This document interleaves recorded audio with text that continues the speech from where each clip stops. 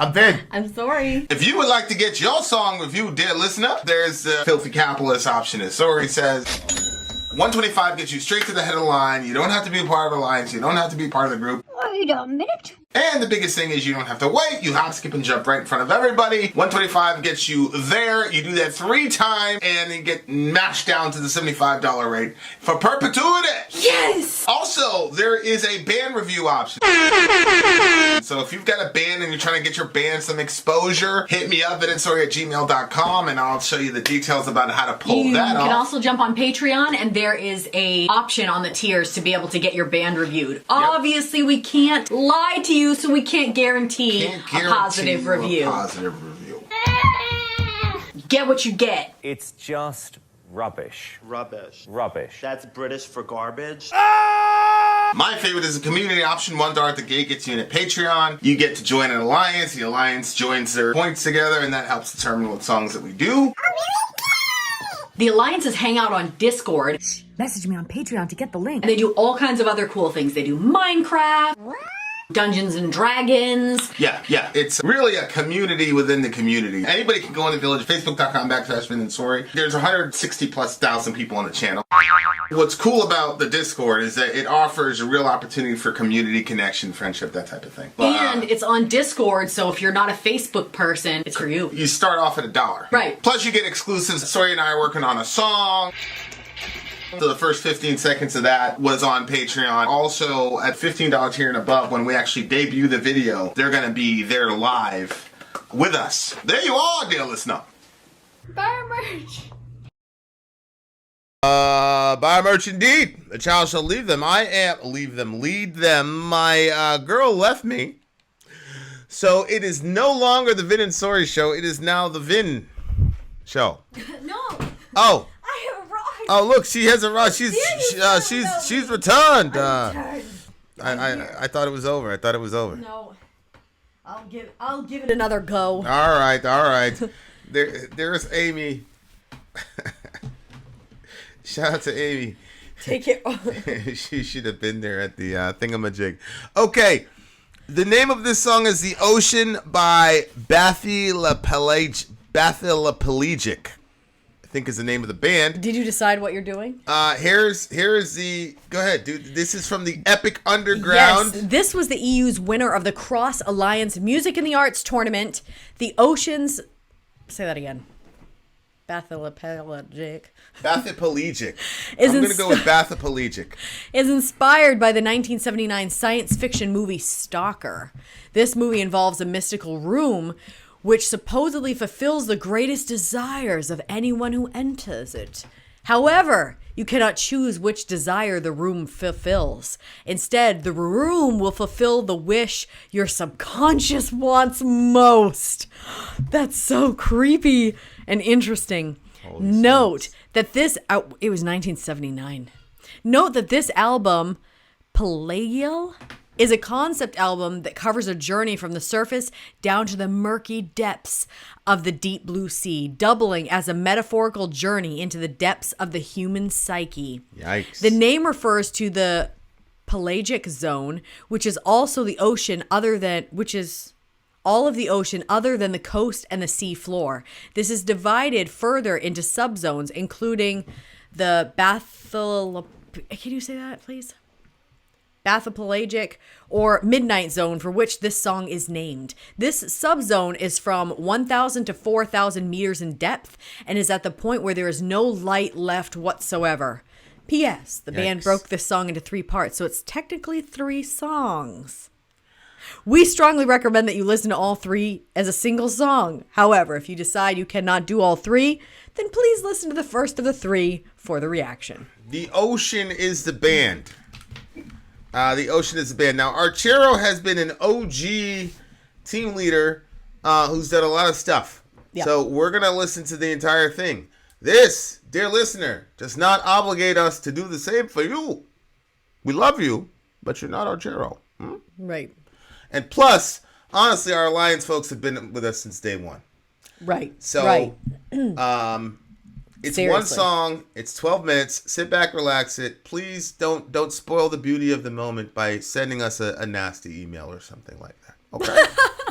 Having said that, dear listener, the moment has boy. arrived. The time. The band is named The Ocean. Actually, that's the name of the band. Is The Ocean. It's. Okay. You know what we should do? Bathyalpelagic or whatever We is should the other just one. start an email that's Vin and Sori comments and complaints, and tell everybody send them there. I have a folder for that. Do you really? Yeah, I set up a rule in my Gmail folder for that. Stop! Yeah. You did. Yeah. It's a very Interesting. complex folder. It's called Delete. Oh! Just right click. I start reading them and I'm like, oh, I forward to you. I'll let Vinny take that Well, one. unless they're our friends, like, because our friends are going to have like really insightful, constructive. You know what I'm saying? They're going to criticize you. But Yeah. it's going to be constructive. It's not Yeah. just meh. Yeah. And plus, I mean, I don't care. Archero, he's done so many things, and these alliances Yeah. have done so many things. Like they're like. And they have the patience of Job. Wait, Pretty that's much not a compliment. pretty much anything that they want in these types of situations, I'm just going to say, well, just look the other way. But not for you, dear listener. All right, let's go. The Ocean. Let's go. I'm like the worst salesman. Literally, on the planet. honest to goodness, you really, really are. If you ain't down with Costa Nostra, fuck you, full price. That's just horrible. All right, here we go, guys. The Ocean is the name of the band, and I am Vincent, the worst salesman of all time. Let's go.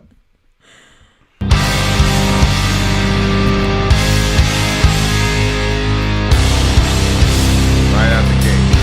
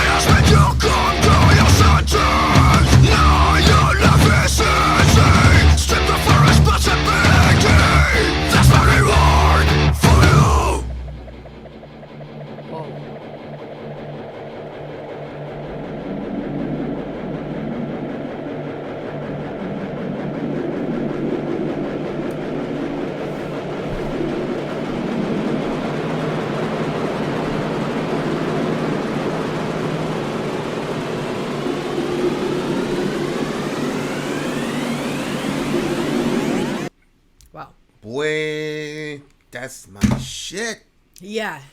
This was... I don't like prog metal, but this is the kind of prog metal I like.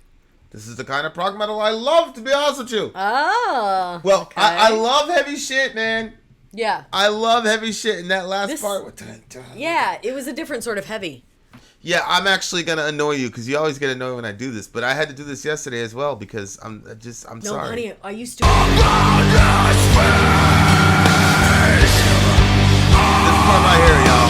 It's coming up. Be patient.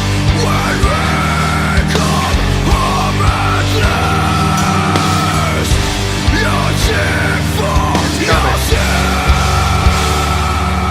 There it goes. There it goes.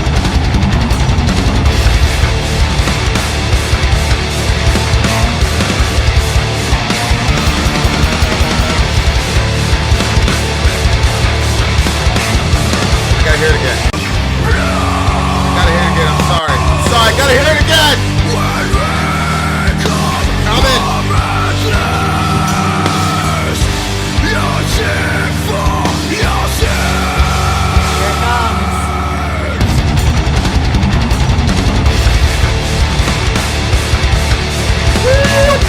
What?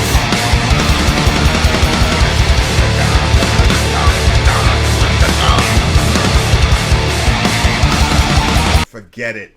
Yeah. Forget it. It's over. Forget about it. Yeah. Forget about it. See what I did there? I did Very see good what way you to did slip there. it in there. I saw it. That shit was ridiculous, man. Like, I love that shit. See, this is the type of shit where it's like, okay, these guys are bringing the genre forward. It's not just like, look at me, I went to music theory. You know, I went to school for music. they- Like, this is shit that takes the genre forward, like sonically speaking. Like, I love it. I love it. Now, Yeah, go ahead. go ahead. What were? Because it seems like this is your kind of world or song or whatever. Oh, it was. But so musically, what it sounded, I was really enjoying the sound of it, and then I forgot to keep my eye on the lyrics, and then I remembered what the lyrics were going to be about, and I was like, oh no, this is something that I would want to watch step for step and watch 100%, it progress. Yeah, 100%. So what was the name of the movie? It was from 1979, so I was like, right there. Oh yeah. It's called Stalker. Interesting. That's so weird. That is really weird. Okay. So he says, there's movement in these depths. There's a place for everything. Try to make sense out of what we've been through, and I still justify the things I used to do. I don't believe in nothing, but I believe in you. Take my word and move on. I've chosen to embrace all the things that I cannot change, but I'm not sure if this helps to relieve you from bitterness. I thought that line was pretty interesting. Because we're talking about the psyche, and that's what the movement in these depths is. And then he says that there's a place for everything, and it does seem like everything that kind of comes in finds some place to hang out, like inside your psyche, and it's either going to get put in a dominant location, or it's going to get stuffed in the back into the subconscious.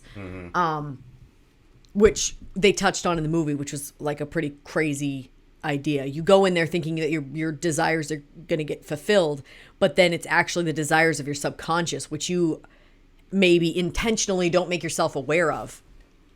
So I'm sure they would be shocked in that situation. So when he's saying of what we've been through, I still justify the things I used to do, he's talking about his stalking of her? You know, that I wasn't sure, because I actually didn't put it as like a stalker thing.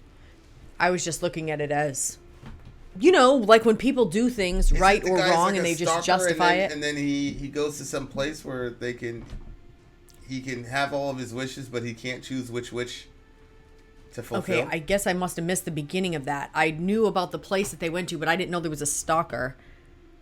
No, it just says a mystical room which supposedly fulfills the greatest desire of anyone who enters it. How's that different from what I just said? Because anybody can go in there. It wasn't just about some stalker that goes in there trying to... Yeah, but he was the stalker, though.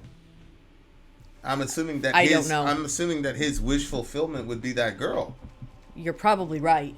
Yeah, you're probably right. But the thing says, what now? You can't control the You effect? can't choose which desire the room fulfills. Instead, the room will fulfill the wish your subconscious wants the most. See, that's something that's scary to you and not to me, huh? Yeah. Yeah. Because I've done a lot of work of trying to meld those two together. Oh, mine are so separated. Like I don't accept that that's the way that we should be. Like that we should have this like second self or secret self. It's like hiding, and then you have this other self that's projecting. That's not real. Like, you know what I'm saying? Like, so I try my best to try to like bring those two together as much as I possibly can. Which is why sometimes I think it gets interpreted as me saying a hurtful thing or something like that, when it's more like I know this about myself. You know what I'm saying? And I'm trying to be true to that, to the deepest version of myself. The subconscious conscious thing to me is, it's fascinating, but it's also I get very confused as to why people accept that as like a fact of reality. Like, is that something that you're like, oh, it's a fact of reality? You're gonna have a conscious and a subconscious mind. Or do you ever think about harmonizing the two? No, I've always thought that those were just going to be separated. But, Yeah. Recently I've thought of it. But to be honest with you, I know that the Bible says that we're all sinners and our feet are quick to shed blood and all of that. But the idea of coming to terms with who I am or what I'm capable of is absolutely terrifying to me. Yeah, but not even moral question. Well, I mean, I guess you can say that the following is moral, but like it's talking about your desires here. So you would be afraid of what desires you have, Of course. or what your dominant desires. Of course. Yeah, that's interesting. Especially, depending on, like, I don't know. I don't know if it's, people get very offended with this, but like women tend to have more like emotion. Like we have a lot of emotions. Yeah. And a lot of mine, I hide away. I don't show, like, you see me, cry more than anyone ever has, but there's still like whole bunches of my emotions that I keep like chained in the back, I guess you could say, because. Yeah. It's interesting because I don't think I would be afraid if the room is okay. You're getting your subconscious desires. Like that wouldn't. Yeah, 'Cause what, a bunch of stacks of books that appear. Well, no, I don't think a stack of books Yay. would appear. I think things that you consider bad would appear, but I've reconciled that to myself. You know what I'm saying? Like I think there's a lot of good in embracing your shadow without having to go through the machinations of going into this room, where, and then it's like, well, why do I want one of the things? Do the people know that they cannot control the outcome of the room? That it's based on their most... No, they don't know. You know what I'm saying? Yeah, they don't know. I don't believe that they know. I think that was part of the shock of the whole thing. Yeah, like... But go ahead. I don't think about... Because if I ever think of like kind of putting them together, I'm not a fan of that. I don't know if other people are... I think it's because I've done very bad things. Like, I've done like a lot of irreversible things. So it's like, okay, well, like, what are you gonna do? I feel like there's nothing that my subconscious is gonna tell me that I want to do than what I have actually done in real life. Yeah, and it's not normal. That kind of like poses like a weird question. You understand the life. I mean, it's not normal shit. Yeah, I mean, it kind of poses like a weird question because. So my parents were very strict with us. It was a very religious house, all that. Yeah. And then we couldn't really... So if there was something that you wanted to do that was not good, you couldn't really do it. Like, not that we never did anything wrong, because we absolutely did. But there was a whole bunch of other things that would have been probably considered normal teenage things that we didn't do, where in your world, if there was something you wanted to do, you just said, well, I'm going to do it, right? I mean... It depends. What are you talking about? I mean, are there a lot of things that you wanted to do in your life that you just didn't do because they were morally wrong? Yeah. A lot of things? A lot of things, yeah. Oh, wow. I mean, I always hear about the other things that you did do, and, a lot of those would be like... I go out of my way to embrace my shadow, the darkness. You know what I'm saying? So I go out of my way to talk about it constantly and air it out constantly. I mean, as much as I'm able to, without whatever. But I make a habit of that. I make it, and I've been going through this drill since I was like 11 years old. I look in the mirror and say, you did, XYZ thing. And I just look at myself and I say, you did that. But it wasn't like a condemnatory thing. It's like, okay, this is part of your... Like, I'm working with one of the kids right now about myopia, like just having a small angle view of the world and the exigencies that they're going to come into your life if you're just a in the moment thinker instead of being able to operate with the future in mind. And I just said to him, I said, look, I'm not condemning you for that. I'm just telling you that if you know that about yourself, then you'll be protected from getting duped by somebody who can control that. Yeah. And can control you that way. Yeah. So, but he's not interpreting it that way. You know what I'm saying? Like, he's not interpreting that way. He's kind of interpreting it like, you know what I'm saying? Oh, yeah. Yeah. So, it's I don't know if it's something where the shit I was into was just so extreme and so foreign to who I am as a person at the conscious level. Whereas, which is why I make such a big deal about nonviolence and things of that nature. Because, I've been, so yeah, I don't know. I haven't really figured that out, but I do think, like, if you're in the unfortunate situation of being in situations where you've done things where there's no point of return, then you kind of have to decide what you're gonna do. You're either gonna quit or you're gonna move forward. Whereas I guess if you've lived the way that you've lived pretty much most of your life, then it'd be harder to accept negative things, I guess. Yeah, I think too that if you have a separation between who you are by your actions, if you let your actions define you, or if you let your internal dialogue and the things that you think about or your desires be who you are. And so if you have both of those as two separate people and you've only ever really looked at the one that, like, the actions were put out in the world and people could react to those, then the subconscious can become a very scary place. It's like untapped, you know what I mean? And it's not discussed, and it's, it can be a... And that's why he says, how much control do we have over what we wish for? I know, and then that went into yesterday's conversation that we were listening to this morning. Compatibilism versus libertarianism. Yeah. Right? Right. Yeah, because that's a very smart question. Because a wish comes from an unfulfilled desire, right?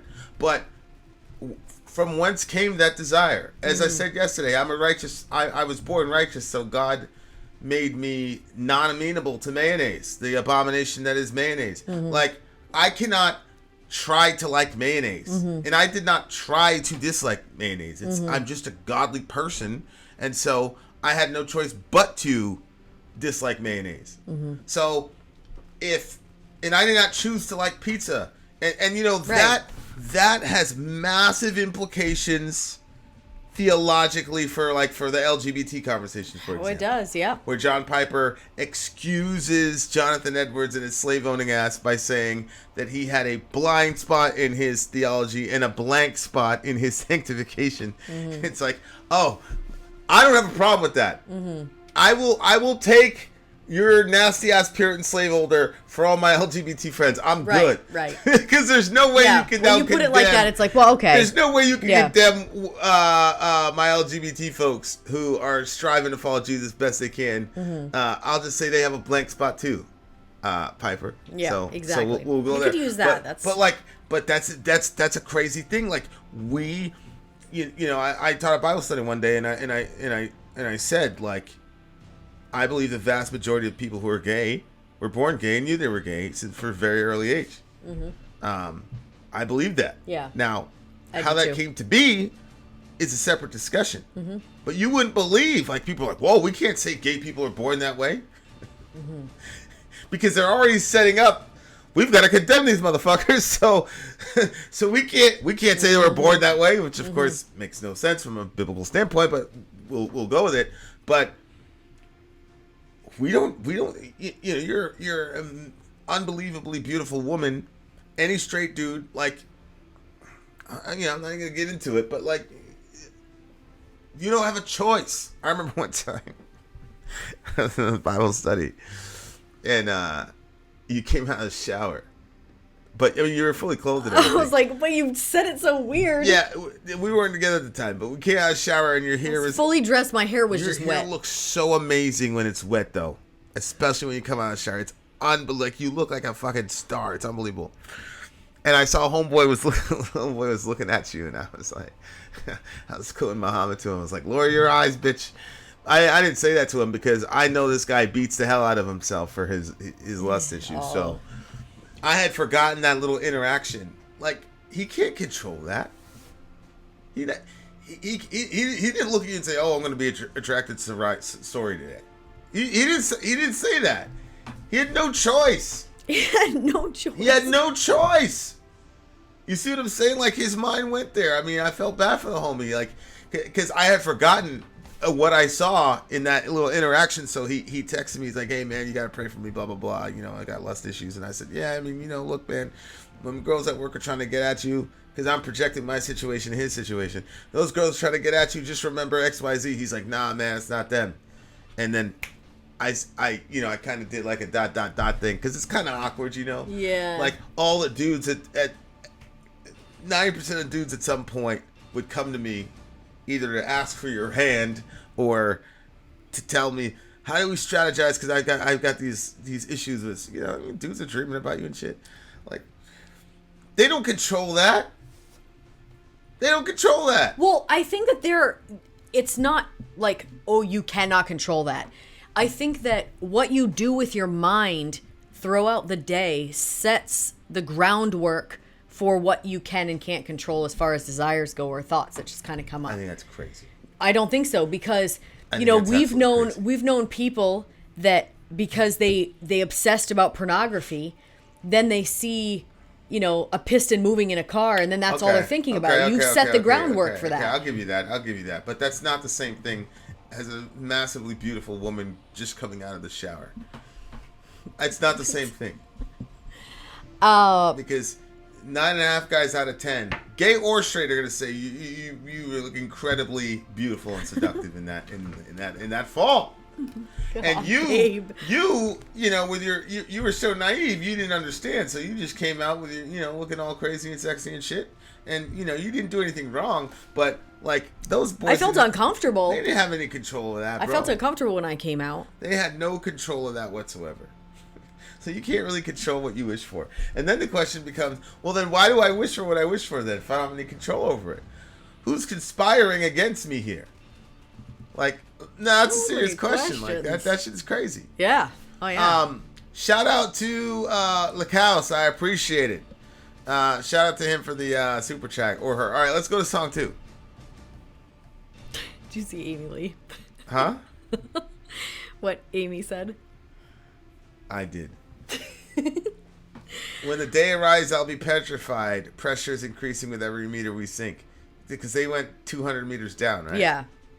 I wanted to shape and change them, but it's they who've changed me. Yeah. I wanted to get on top of them, but they wouldn't let me. That's why Peterson, he said, it's not clear whether or not you have an idea or an idea has you. Mm-hmm. And that is a very, very provocative statement. Mm-hmm. And here he is. I wanted to shape and change them. I'm assuming those are his wishes, because it just you know, piggybacked off the previous song. And he's dealing with you know, it's kind of like the whole King Midas thing, where he's like, I want to have a golden touch, and then it ruined his entire life. Right. Pretty sure that's how his daughter died. What's? Oh shoot! What was I gonna say? It's gone. Anyway.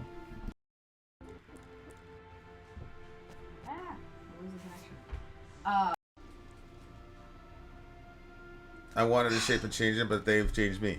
Yeah, I can't remember what I was gonna go with that. Go ahead, you can go.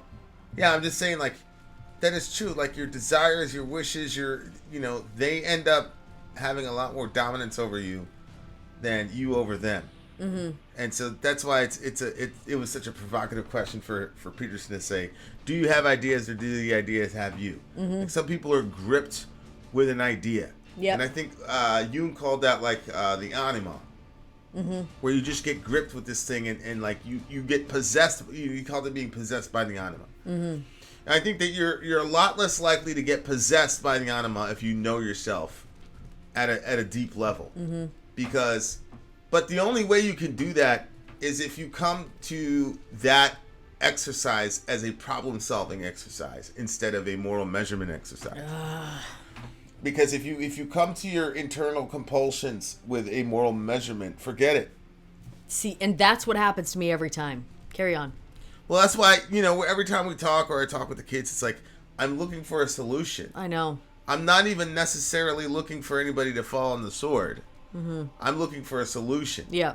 So, yeah. To me, apologies function as a backstop. Like, oh, you hate saying I'm sorry, so that's gonna make it so that we're at a neutral place. But a neutral place is not a solution. So, like, I don't even care. I don't really care about the apology. Like, if I thought we had a conversation for 5 or 10 minutes, and we're gonna action this one thing so that we can both avoid this kind of an argument, I wouldn't need an apology. Like my guys, dudes that like nobody ever apologized to anybody, but it was like solution based because nobody was worried about that. Oh, you said you're sorry to me. Like, man, I want to go home to my family. You know what I'm saying? So this was a problem. Yep. This was a miscue. This miscue could have really cost us. So let's come up with a solution. So like if you look at yourself and you engage with your dark side or whatever you want to call it, anima, shadow, whatever, you engage with that and you just say to that other emanation of yourself and say, look, I'm not trying to judge you. Yep. Hell, I'm not even trying to fix you. I'm trying to solve this specific problem that we continuously find ourselves in. Which is a drill I go through probably every night in the shower. Really? Yeah. Well, I don't say the don't judge you thing because I just don't judge myself because of the Corinthian stuff. But like I do say like, how are we going to solve this problem? And I say we because it's me, it's myself who's my true self in Christ, and then there's my shadow, dark side on him, whatever you want to call it. And that motherfucker's still active. Yeah. That's why the Bible says crucify, your sinful nature, because that he's out there doing some shit. So I talk because I'm trying to make peace between the divisions within myself. And that's when I get these, the closer and closer you get to that, in my mind, the more free you are. But if you spend all the time like stuffing all that in the subconscious, when it's time for you to get an opportunity, like getting all the wishes that you want, it ends up another exercise in fear and futility. You know what I'm saying? Oh, yeah. So I think...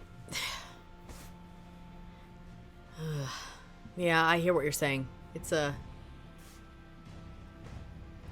The thing is, what if, like... Yeah, I'm not gonna go there. What I was gonna say before was Jordan Peterson. It's so interesting because I really enjoy listening to his stuff. But as of late, whenever I pick, it just so happens that the ones that I pick, when he gets to the crux of the whole thing, he doesn't have an answer because he doesn't. I guess. Well, not I guess. It's because he's not a Christian, so he can't reconnect it back to God. And so because he can't reconnect it back to God, it's like just kind of hanging there. Yeah. And you can tell that even he himself is not completely satisfied with the end, but he has nowhere else to go, Well, I agree. I mean, Christianity provides a very convenient template for you to be able to engage with your shadow and your dark self. You almost have connected. an asbestos suit when you go in there. Because it's like, no matter what you see, it's already been crucified. So I don't care about what I see when I look at myself in the mirror. You know what I'm saying? It's like, oh, you did that. Okay. And then I say that, and you're clean. So, but this guy he's really, really dealing with it because his dreams keep disappearing on him, which is true. It's that whole paradox of once you can admire the hell out of the rose, but the minute you plug pluck that rose up and put it in the vase, you have killed it. And you have just guaranteed the end of your relationship with that rose the minute you pull that up. And I think there's a lot of truths like that across the board where people got exactly what they wanted, and the minute they got it, it started dying. And like that is a crazy paradox with life, you know, which is again like why all of our rock star friends keep killing themselves. Oh God, yeah. You know what I'm saying? Why does that keep happening? Yep. And you can even like put this on the rappers too. It's like people are like, oh man, this rap shit, like it's really, really dangerous. And then it's like these dudes keep getting killed in the hood. They all get killed where they're from. I know. And so there's this thing like, why are these guys so dumb? Have you ever thought maybe it's not because they're dumb, it's because they've achieved everything that they thought they wanted to make them happy, and they're still not happy? Yeah. So they're trying to get back to square one to figure out where they left off? Is that possible? But what ends up happening is, because of circumstances, they end up getting got. I get it. Yeah. But even when you see the rappers, they keep putting themselves in these bad situations, self-sabotaging, whatever you want to call it. Wow. I feel like it's all the same thing. Like, you get that wish, man. You get that thing, and it's not strong enough to bear the weight of your soul. So, I really, really love this song. I love this band. What'd you give it? It's probably a 9.85 for me. Holy smokes! I had 9.85 myself For as real? well.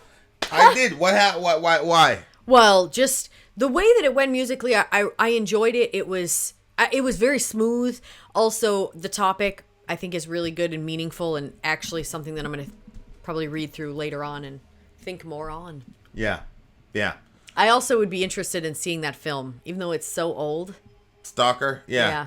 Anyway, there you have it. There you are, dear listener. And I agree. I vote. Yeah, Chris Cornell would definitely be a example of that for sure. For sure. We got another song coming up for you, dear listener, if you're staying in the stream. If not, we'll see you in regular YouTube land, 11 a.m. Eastern Standard Time. Having said that, Vin out! Sori out. Gone!